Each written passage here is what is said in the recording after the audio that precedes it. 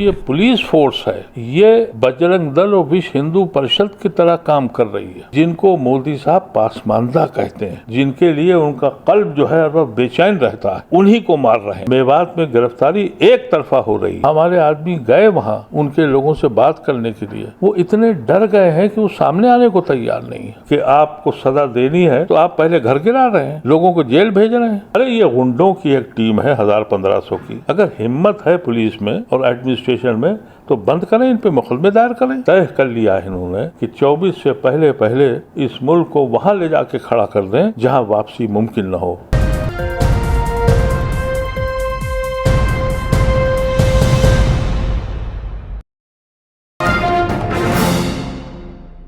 इकतीस जुलाई को हुए नूह और मेवात के इलाके में दंगे के बाद पूरा मामला जिस तरह से अब 2 दिन से देखने में आ रहा है कि 250 से ज़्यादा मुस्लिम नौजवानों को उठाया हुआ है, 155 के करीब एफआईआर दर्ज की गई हैं और उसके बाद 3 दिन से लगातार फ्राइडे से जो सिलसिला शुरू हुआ था वो आज तक डेमोलिशन का चल रहा था। लेकिन अभी थोड़ी देर पहले ये खबर आई है कि हाई कोर्ट के ज़रिए डेमोलिशन पर स्टे लगा दिया गया है।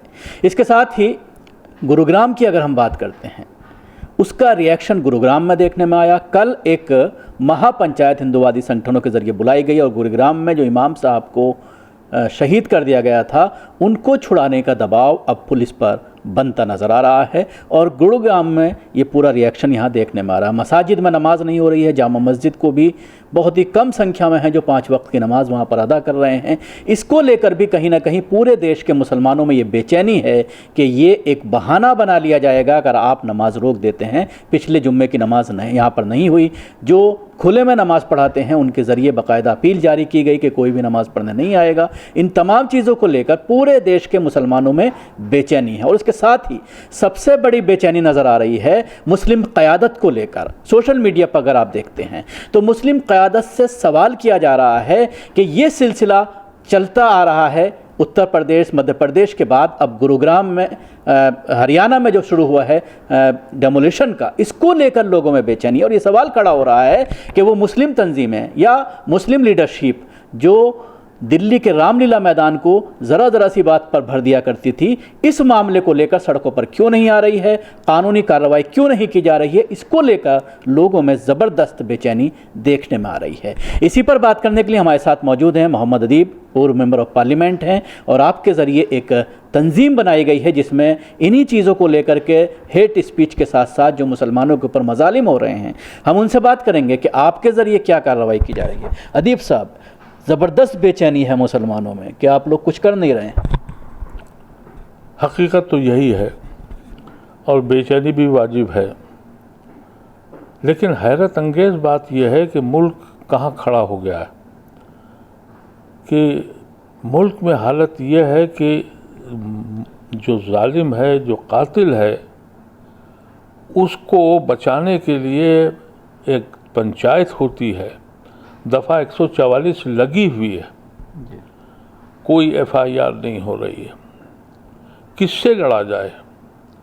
मसला यह है कि एडमिनिस्ट्रेशन में अगर कुछ लोग संजीदा हैं भी तो जो ये पुलिस फोर्स है ये बजरंग दल और विश्व हिंदू परिषद की तरह काम कर रही है।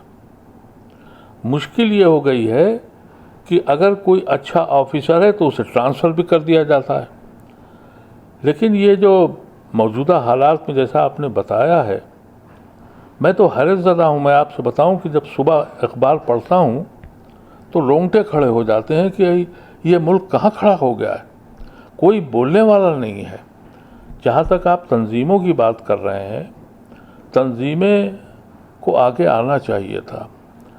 हमने उस वक्त ये कोशिश करी थी कि हम जिस वक्त ये पहले दिन ये मस्जिद जली है तो हम कमिश्नर पुलिस से मिलने गए थे और कमिश्नर पुलिस ने यह कहा कि हमने 5 लोग पकड़ लिए।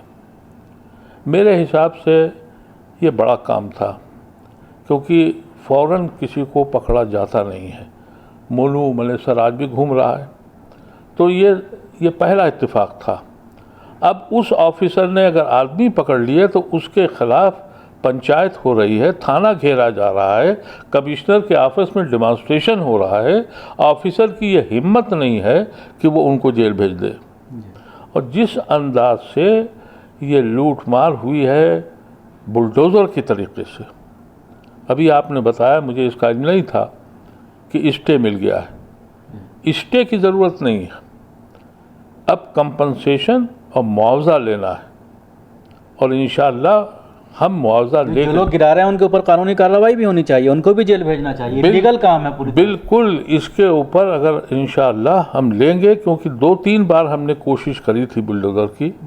मिसाल के तौर पे अतीक के ख़ानदान में हुआ, जब वहाँ उनसे कहा गया, हमारे आदमी गए वहाँ उनके लोगों से बात करने के लिए, वो इतने डर गए हैं कि वो सामने आने को तैयार नहीं है। जो लोग सामने आएंगे, गवाही देने को तैयार होंगे, उनके मुकदमे हम लड़ेंगे, हम आपसे वादा कर रहे हैं। उनको मुआवजा भी दिलाएंगे और इनको जेल भी भेजेंगे। लेकिन हो ये रहा है, ये बेचारे गरीबों को, बहुत ही छोटे मोटे कारोबार करने वाले को, अब यहाँ आप देखिए गुड़गांव में किसको लूटा है। कोई किसी की गोश्त की दुकान है, कोई बिरयानी की दुकान है, कोई रिपेयर की दुकान है, जिनको मोदी साहब पासमानदा कहते हैं, जिनके लिए उनका कल्ब जो है वह बेचैन रहता है, उन्हीं को मार रहे हैं। आज तक सुना आपने किसी ऐसे आदमी को जिसकी हैसियत उस पर हाथ उठा दिया हो? एक बार एहसान जाफरी को मारा था इन्होंने, आज तक भुगत रहे हैं, पूरी दुनिया में जलील हो रहे हैं। वहाँ नहीं करेंगे, लेकिन हाँ बेचारे उन लोगों के साथ करेंगे जिनका कोई पूछने वाला नहीं है। मुश्किल ये है कि जिस वक्त केस आता है तो ये पुलिस उनको इतना डरा देती है, वो सोचते हैं भाई ये तो चला गया, अब हम मौत पे चले जाएंगे। मैं आपके ज़रिए उन सारे लोगों से कहना चाहता हूँ जिनको जो नुकसान हुआ है, एक बार हिम्मत कर लें, हम लड़ाई लड़ेंगे उनकी, और अदालत में भी लड़ेंगे, और जो हो सकता है वो करेंगे। तो क्या कहेंगे कि वो लोग आपसे संपर्क करें या आपकी टीम वहाँ जाएगी, सबसे बात करें? बिल्कुल, हमको बुलाएं, हम आ जाएंगे, हमसे मिलना चाहें हम मिल लेंगे, हमको तफसीलात दें। और जब तक कि हम इनसे मुआवजा नहीं लेंगे और जब तक इनको जेल नहीं भिजवाएंगे, ये सिलसिला बंद नहीं होगा।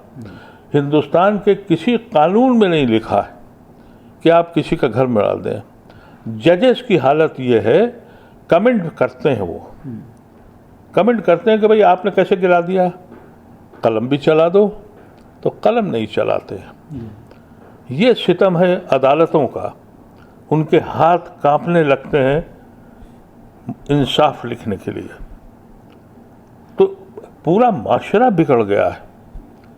मैं समझता हूँ कि आपके ज़रिए जहाँ जहाँ भी जिन लोगों को भी तकलीफ़ पहुँची है, वो हमको बुलाएं, हमसे मिल लें, और अगर कोई भी लीगल आस्पेक्ट, फाइनेंशियल आस्पेक्ट जो भी है, हम लोग करेंगे। और अगर नहीं किया तो ये सिलसिला बंद नहीं होगा।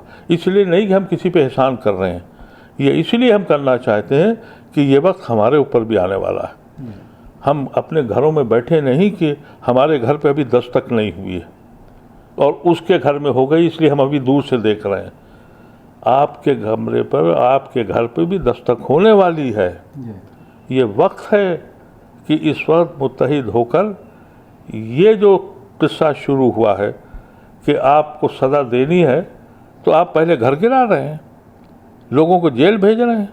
मैंने सुना कि मेवात में गिरफ्तारी एक तरफा हो रही है, कोई पूछने वाला नहीं है।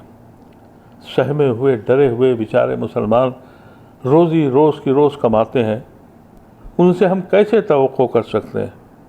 हमारी कमज़ोरियाँ, हमारे पास इतनी बड़ी तंजीम नहीं है, लेकिन ये जो बड़ी बड़ी जमातें हैं उनको भी आना चाहिए, सबको मिलकर। अगर हमने ये नहीं किया तो हमारा नंबर दूर नहीं है, इसलिए कि ये तय कर लिया है इन्होंने कि 24 से पहले पहले इस मुल्क को वहाँ ले जाके खड़ा कर दें जहाँ वापसी मुमकिन न हो। ये एक ऐसी सिचुएशन का मैंने तसव्वुर गुड़गांव में नहीं किया था। गुड़गांव एक मिलेनियम सिटी है, इतना बड़ा रेवेन्यू है, लेकिन मैं मुबारकबाद उन लोगों को भी देता हूँ, गैर मुस्लिमों को, जाट हैं, कुछ गुर्जर हैं, कुछ दूसरे लोग हैं, जो आज उस तूफ़ान में जुड़े नहीं। मेरे हिसाब से ये बहुत बड़ा प्रोग्राम था, लेकिन इसमें बहुत सी कौमें नहीं जुड़ी। अब अफसोस ये है कि एडमिनिस्ट्रेशन उसके बावजूद भी एक्शन नहीं ले रहा है। अब कोई ये ख़तरा तो है नहीं कि भाई पूरी जाट कम्युनिटी नाराज़ हो जाएगी, यादव कम्युनिटी ये नाराज़ हो जाएगी, गुर्जर नाराज़। अरे ये गुंडों की एक टीम है 1000-1500 की। अगर हिम्मत है पुलिस में और एडमिनिस्ट्रेशन में तो बंद करें, इन पे मुकदमे दायर करें। अगर हम लोग 4 से 5 आदमी आ जाएं तो हमारे ऊपर तो दफ़ा 144 की तरह जेल भेज देंगे। वहाँ तो खुलेआम ये कह दिया कि मुसलमानों से सामान नहीं खरीदना है, मुसलमानों को कम मकान नहीं देने हैं और मुसलमानों को कमरे नहीं देने हैं। ये किस स्पीच में? ये सिलसिला डेमोलिशन का हरियाणा में पहली बार देखने में आया है। उत्तर प्रदेश, मध्य प्रदेश, इन राज्यों में अक्सर इस तरह की चीज़ें सामने आती हैं। कल का जो पंचायत हुई उसमें योगी का नाम लिया गया और ये कहा गया कि इस हिस्से को उत्तर प्रदेश के हवाले कर दिया जाए, योगी ठीक कर देंगे सब। देखिए, इसलिए कि वजह यह है कि इन सब में सबसे ख़तरनाक रिकॉर्ड योगी साहब का है। योगी साहब चीफ मिनिस्टर बनने से पहले 12 मुकदमे उन पर चल रहे थे, जिसमें मर्डर का मुकदमा भी था, फसाद फैलाने का मुकदमा भी था। अब चीफ मिनिस्टर बनते ही उन्होंने अपने मुकदमे वापस ले लिए। तो उनसे ज़्यादा कैपेबल कौन होगा जिसके पास इतने मुकदमे क्रिमिनल के हों, तो वो उसी क्रिमिनल को लाना चाहते हैं। ये इस वजह से वो आज हीरो हैं। जिन लोगों के पास क्रिमिनल बैकग्राउंड है वो आज इस मुल्क का बड़ा लीडर है। वो इस बदनसीबी यह है कि अगर आपके पास कोई क्रिमिनल रिकॉर्ड है, किसी का मर्डर कर दिया है, फसाद फैला दिया है, तो आप बड़े आदमी हैं। ये बदनसीबी इस मुल्क की है और यही वजह है कि मुझे तो कल आज सुबह जब मैंने पढ़ा कि कल यहाँ पंचायत हुई और एक भी FIR फाइल नहीं हुई, इससे बड़ा सितम क्या होगा। हेट स्पीच के क्या माने? खुल्लम खुल्ला ये कह रहे हैं कि साहब इनको मकान मत देना, इनसे सब्ज़ी मत खरीदना, इनसे सामान मत खरीदना, और जाके उन बस्तियों में कहते हैं कि यहाँ से निकल जाओ, और फिर भी हेट स्पीच नहीं बन रही है। सुप्रीम कोर्ट के इतने जजमेंट आ गए। सुप्रीम कोर्ट भी साफ साफ डायरेक्शन नहीं देता, हवा में बातें होती हैं। सुप्रीम कोर्ट कमेंट अच्छे करता है, लिखता नहीं है। अब आप सोचिए कि ज्ञानवापी मस्जिद के मसले पर एक कानून आया 91 में कि जो रिलीजियस जगह हैं वो वैसी ही रहेंगी जो सन 47 में थी। वो मुकदमा आज भी है। कल जब ये आर्गूमेंट आया कि सर ये पहले इस पे बहस कर लीजिए कि ये जो एक्ट है, ये जो कानून बना था, जज ये कह रहा कि नहीं पहले ये ख़त्म कर लें, वो बाद में करेंगे। यानी पहले ज्ञानवापी मस्जिद को गिरा लो, फिर मसला शुरू करेंगे। ये सुप्रीम कोर्ट कह रहा है। सुप्रीम कोर्ट इससे बड़ा जजमेंट क्या देगा कि वो कहता है कि ED का एक्सटेंशन इलीगल है। वो इलीगली 3 महीने का एक्सटेंशन देता है और ये कहता है कि भाई इलीगली तुम 3 महीने और लोगों को जेल में भेज दो, वही बेंच। तो धीरे धीरे अगर यही रहा, मैं समझता हूँ कि अदालतों से भी लोगों का जो एतबार है ख़त्म हो जाएगा। पुलिस पे हमें एतबार नहीं। जितनी एजेंसीज़ हैं, इन्फोर्समेंट एजेंसीज़ हैं या पुलिस, CBI है और IB है, ये सब रंग गए हैं तासुब में। और मैं तो बहुत पहले से जानता हूँ, एक 50 साल पहले यूपी में एक वो कहलाती थी PAC, उसने बगावत की थी। 50-60 साल पहले की बात बता रहा हूँ। उस वक्त CB गुप्ता ने, ये वहाँ के चीफ मिनिस्टर थे, उन्होंने ये कहा था कि जो हमारी PAC है ये सब मुतासिब है और मुस्लिम दुश्मन है। उस वक्त के लीडर ने कहा था। अब इस 50-60 साल में कितना पानी बह गया। अगर उस वक्त 30% मुतासिब थे और तो आज की पुलिस तो मैं समझता हूँ 90% इसी हालत में है। सारे एडमिनिस्ट्रेशन के लोग इसी हालत। एक सवाल ये खड़ा हो रहा है कि आपने कहा कि कानूनी कार्रवाई की जाएगी, यही काम जमीयत उलमा हिंद भी करती है, कानूनी कार्रवाई, उसके नाम पर पैसा भी इकट्ठा किया जाता है। अभी जो मामला हुआ है, लगातार मैं संपर्क में हूँ जमीयत के लोगों से, उनसे बात भी हो रही है, वो लोग वहाँ पर जा कर के लोगों से मिल भी रहे हैं, मुतासरीन से। लेकिन सवाल ये खड़ा हो रहा है कि एक प्रोटेस्ट क्यों नहीं हो जाता? लीगली पूरा हक है, संविधान ने हमें हक दिया है अपनी बात सरकार तक पहुंचाने का, तो लीगल की तरफ तो सब बात करते हैं, क्यों नहीं जंतर मंतर या पार्लियामेंट को घेरा जाए, लाखों मुसलमान पूरे देश से आएँ और सवाल उठाया जाए कि क्यों आप हमारे घरों को गिरा रहे हो इलीगल तरीके से, सुप्रीम कोर्ट का घेराव किया जाए। भाई मैं तो बहुत बार कह चुका हूँ और जो भी प्रोटेस्ट करता उसमें जाता भी हूँ, लेकिन मेरे पीछे मेरी कौम नहीं है, मेरे पीछे लोग नहीं हैं।